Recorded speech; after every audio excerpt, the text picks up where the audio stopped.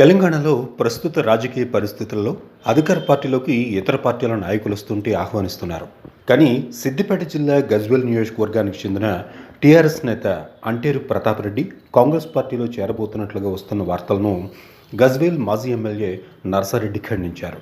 ఈ సందర్భంగా ఏర్పాటు చేసిన విలేకరుల సమావేశంలో మాట్లాడుతూ గతంలో ఆయన మహాకూటమి అభ్యర్థిగా పోటీ చేసి ఓటమి పాలయ్యారని, తర్వాత తెలుగుదేశం అభ్యర్థిగా పోటీ చేసి ఓడిపోయారని, 2018లో కాంగ్రెస్ పార్టీలో చేరి ఓటమిని చవిచూసి నియోజకవర్గంలో పార్టీ లేకుండా చేశారని చెప్పారు. కొద్ది రోజులకే అధికార టీఆర్ఎస్ పార్టీలో చేరి ఎన్నో భూ కబ్జాలు చేసిన వ్యక్తి ప్రతాప్ రెడ్డి అని, టీఆర్ఎస్ అధికారాన్ని కోల్పోయిన 3 నెలలకే మళ్లీ అధికార కాంగ్రెస్ పార్టీలోకి చేరాలని ప్రయత్నాలు చేస్తున్నారని అన్నారు. ఆయన ప్రయత్నాలను గజ్వేల్ నియోజకవర్గ కాంగ్రెస్ పార్టీ నేతలతో కలిసి అడ్డుకుంటామని హెచ్చరించారు.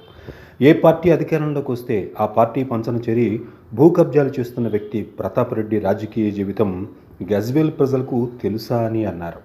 3-4 సార్లు పోటీ చేసి ఓటమి పాలైన అభ్యర్థుల ఆస్తులు తరిగిపోతాయి. కానీ ప్రతాప్ రెడ్డి తన ఆస్తులను కూడబెట్టుకోవడానికి, అధికార పార్టీల్లో చేరడానికి రాష్ట్ర నాయకులతో సంబంధాలు చేస్తున్నారని అన్నారు.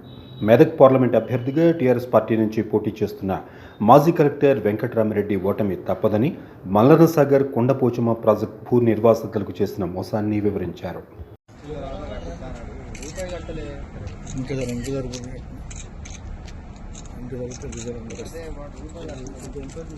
ప్రతాప్ రెడ్డి హైలైట్ చేయరు, ఆయన వెంకటరామరెడ్డి హైలైట్ మా పార్టీకి రాడు. వారం 10 రోజుల నుంచి ఇక్కడున్న నాయకుడు ప్రతాప్ రెడ్డి కాంగ్రెస్ కు వచ్చే ప్రయత్నం చేస్తుండు అని వదంతులు వచ్చిండే. కానీ మేము మీ ద్వారా తెలియజేసేది ఏంటంటే, అసలు భూ కబ్జాదారుడు, అరాచకాలు చేసే ఆ ప్రతాప్ రెడ్డి మా కాంగ్రెస్ పార్టీకి అవసరం లేదు. ఎందుకంటే మీరు చూస్తుండ్రి 40 ఏళ్ల కింద ప్రతాప్ రెడ్డి ఏముండే, దౌలాపూర్ నుంచి పాలు కొట్టుకుంటా జగదేపూర్కి పోతుండే. మరి ఇవాళ ఒక సర్పంచ్గా పోటీ చేస్తేనే ఎకరం 2 ఎకరాలు అమ్ముకునే కాలం ఇది. అసలు ఆయన 3 సార్లు ఎమ్మెల్యే పోటీ చేసి కూడా ఎన్ని ఆస్తులు సంపాదించుడు, ఏ విధంగా ఆస్తులు వచ్చినాయి ప్రజలందరూ కూడా గమనించాలి. మరి ఇటువంటి వ్యక్తి నిన్న కూడా మా రేవంత్ అన్నను కాంగ్రెస్ పార్టీని అనరాని మాటలు అంటుండు. ఆయన ఏ పార్టీకి పోతే ఆ పార్టీ భూస్థాపితం అయిపోయింది. 2009లో టీడీపీ నుంచి పోటీ చేసిండు, అప్పుడు ఉమ్మడి అభ్యర్థిగా. ఆ ఉమ్మడి పార్టీలే లేకుండా అయిపోయినాయి. తర్వాత 14లో టీడీపీ నుంచి పోటీ చేసిండు, టీడీపీ భూస్థాపితం అయిపోయింది. మళ్ళా 18లో కాంగ్రెస్ పార్టీకి వచ్చి కాంగ్రెస్ పార్టీ నుంచి పోటీ చేసి కాంగ్రెస్ పార్టీ అధికారం రాకుండా చేసిండు. మళ్ళా ఈసారి టీఆర్ఎస్కు పోయిండు, టీఆర్ఎస్ అడ్రస్ లేకుండా భూస్థాపితం అయిపోయింది. అసొంటి వ్యక్తి కాంగ్రెస్ పార్టీకి మళ్లీ రావాలనే ప్రయత్నం చేస్తుండు. మీ అసొంటి వ్యక్తి రావద్దని మీ ద్వారా తెలియజేసుకుంటూ, ఎందుకంటే మీరు అందరు గమనించాలి, ఈ ప్రతాప్ రెడ్డి భూ కబ్జాలు ఎక్కడెక్కడ చేసిండంటే, గౌడెల్లీలో ఎగ్జాంపుల్ తీసుకోరు. ఆయన 2018 ఎలక్షన్స్ లో ఓడిపోగానే అండర్ వాల్యూ వేసి రిజిస్ట్రేషన్ చేసుకుంటూ ఒక 6 ఎకరాలు 8 ఎకరాలు.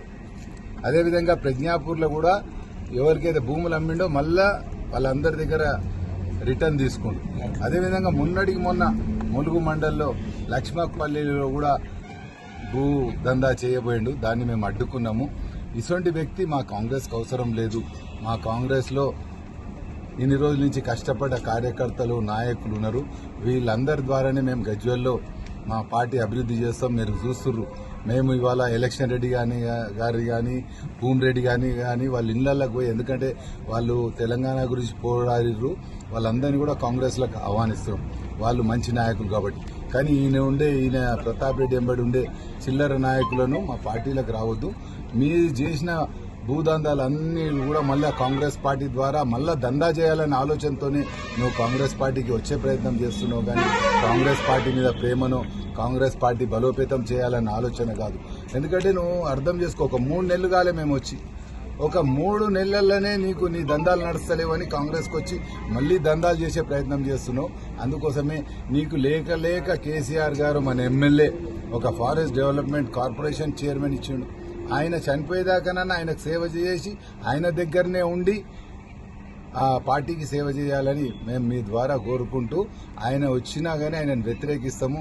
ఆయనను పార్టీలకు రానియకుండా ప్రతి ఒక్క అడుగులు అడ్డుకునే ప్రయత్నం కూడా మేము చేస్తామని మీ ద్వారా తెలియజేసుకుంటున్నాం. ప్రకటించిండు. ఎవరు? మన వెంకట్రామరెడ్డిగా కలెక్టర్, మాజీ కలెక్టర్.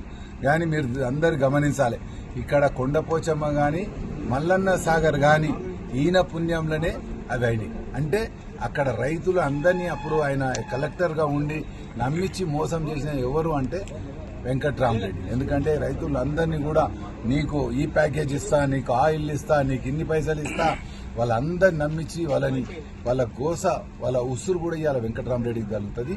రైతులందరినీ కూడా కోరుతున్నాం, ఈ ముంపు గ్రామం వాళ్ళని కూడా. ఎందుకంటే మీకు దేవుడు ఒక మంచి అవకాశం ఇచ్చిండు. మీకు మోసం చేసిన వ్యక్తే ఇవాళ టీఆర్ఎస్ క్యాండిడేట్ అయ్యిండు. మరి అసొంటి క్యాండిడేట్ను మనం గ్రామాలకు రాకుండా అడ్డుకోవాల్సిన అవసరం కూడా ఇప్పుడు మనకున్నది. అందుకోసమే ప్రజలందరినీ కోరుతున్నా, దేవుడు ఇంత మంచి అవకాశం ఇచ్చిండు కాబట్టి ఆ వెంకట్రామరెడ్డిని ఓడగొట్టి కాంగ్రెస్